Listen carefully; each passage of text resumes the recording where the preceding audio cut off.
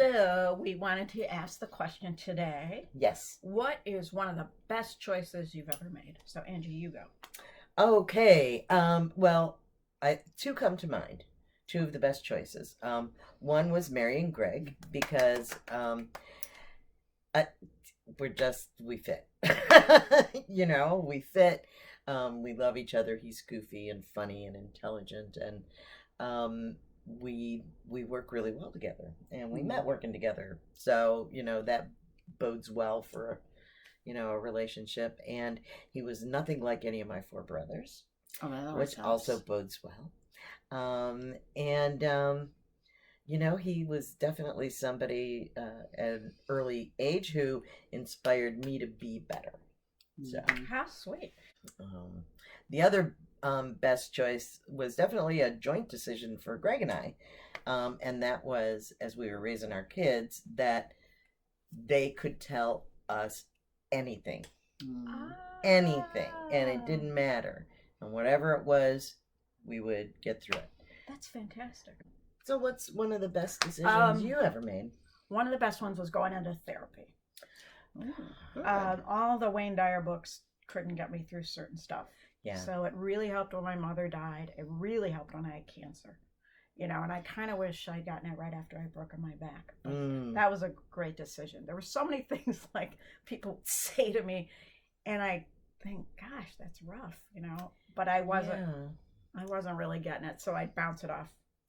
And and one time something that had no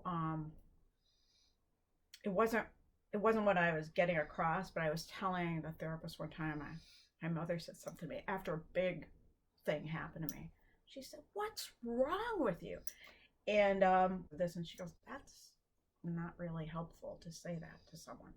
And I went, "Oh."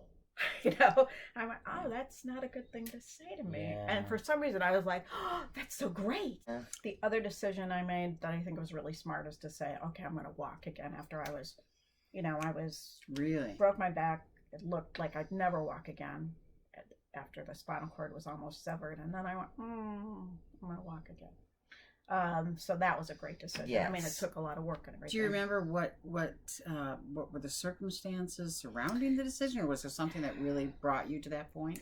I flipped out. I mean, I was out of my mind, not making any sense. When I stood up, I couldn't feel the floor, and your mind just goes, I thought, they actually stood me up. They had to pull me up with a sash, and I was in between two parallel bars, and I had a broken wrist, and it was killing me. They had a cast on it.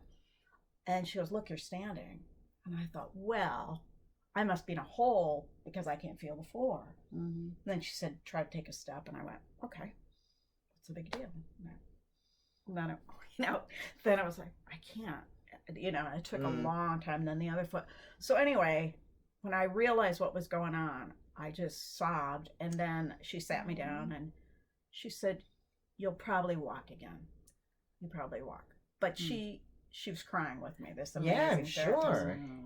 And the joy of knowing that was incredible. It was exhilarating. Because it's like if you went blind and then gradually your eyesight came back. So so that decision I think was really wise, because it's much more fun walking than being in a wheelchair. How about you? Okay, my two decisions. The first one was when I got pregnant. And I was living in Nashville, and I was single, and I was in the music business.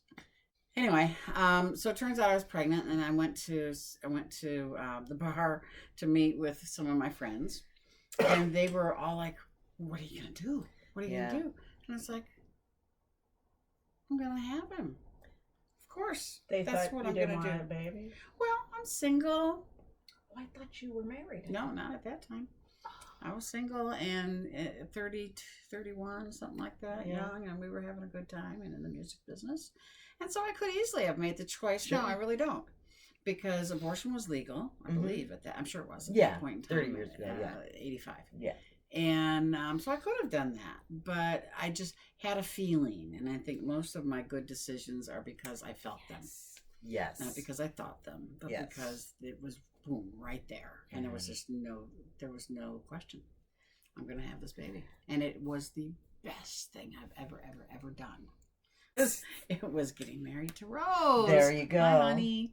No, seriously, we met in 2001, I think, and we were together for several years, and then we split up. It was not. It was. We weren't. The match made in heaven that you and Greg seemed to be, and there were challenges, and so we decided to go our separate ways, which we kind of did, but kind of really didn't. We stayed friends, and I'm one of those lesbians that everybody has to stay in my family, no matter what. And so we did stay friends, and we stayed pretty connected as friends, and then about 5 years later. To be honest, it looked like she was starting to say, I gotta walk away from this. And that's when I went, no, you can't. Don't go. And that's what happened. Yes, that's exactly Nice. what happened. I said, no, we gotta talk about this. So we did. It brings tears to my eyes. And we enhance each other. We enhance each other a lot. Yes. What she brings to me is there are things that I don't ever see in myself, and then the same for her. What I bring to her are things that she doesn't think she possesses, but she does. So it's been 3 years since we got married. Nice. I think 5 years since we got back together, maybe 6. We can't wonderful. count. We can't count that high. Yeah. Oh, we know it's been 19 years total. That's Nice. Yeah. Nice. Well, this was good, you guys. Yeah. This All was right, fun. we have Thanks to for go because we inviting don't me. like you people.